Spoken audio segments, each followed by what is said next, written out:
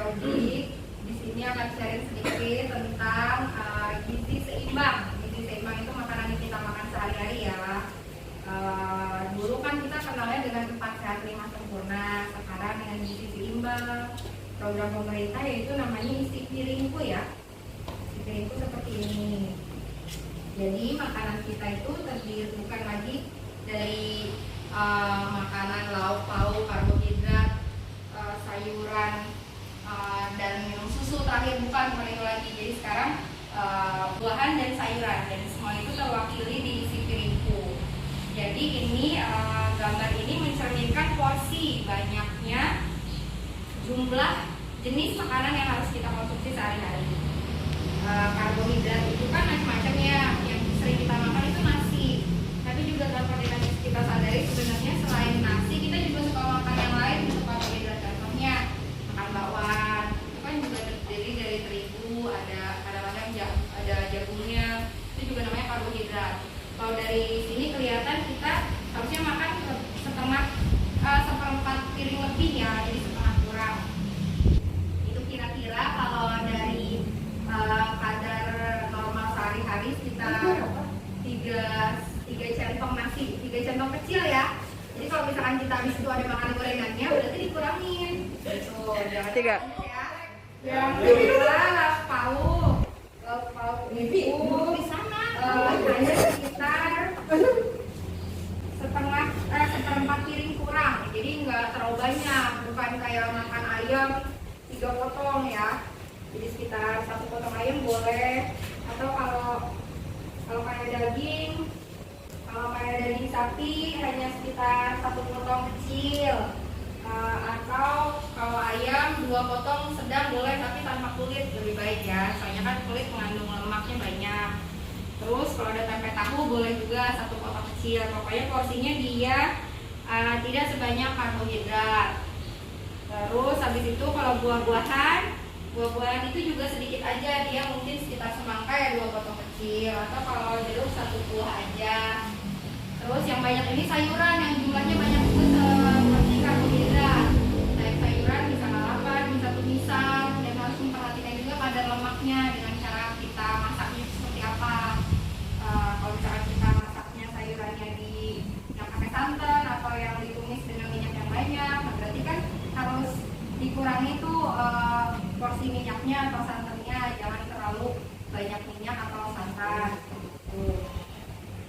Setelah kita makan, jangan lupa kita cuci tangan sebelum dan setelah makan. Kita cuci tangan pakai sabun. Terus selain itu porsi makan ini tidak sama ya sebenarnya buat setiap orang jumlahnya. Ini hanya gizi seimbangnya seperti ini. Tapi untuk pasien dengan kondisi tertentu, misalkan obesitas ataupun penyakit seperti kencing manis atau darah tinggi, tentunya ini akan beda lagi porsinya. Selain itu, kita juga harus minum air putih 8 gelas sehari. Sudah sampai di situ, ada yang mau ditanyakan mungkin ibu-ibu sekalian? Saya mau nanya, dokter. Dari siapa? Dari mana? Saya ibu kader dari Posyandu Anggrek 2. Namanya Ibu Titin. Saya mau menanyakan, itu kan isi piringku ya. Apakah isi piringku itu untuk anak balita umur 2-50 tahun sama seperti isi piringku orang dewasa? Mungkin itu aja dok yang saya tanyakan. Takutnya nanti di Posyandu ibu pada nanya. Bu, aku mau nanya. Ya, silakan. Dengan siapa? Aku Tari dari Posyandu Kenangan. Ya. Kalau makan seblak ada karbohidratnya enggak? Nah, ya. Oke. Saya akan jawab pertanyaan dari Bu Kader dulu ya, yang tadi. Tentu bedanya yaitu emang kebutuhan gizinya kan juga beda.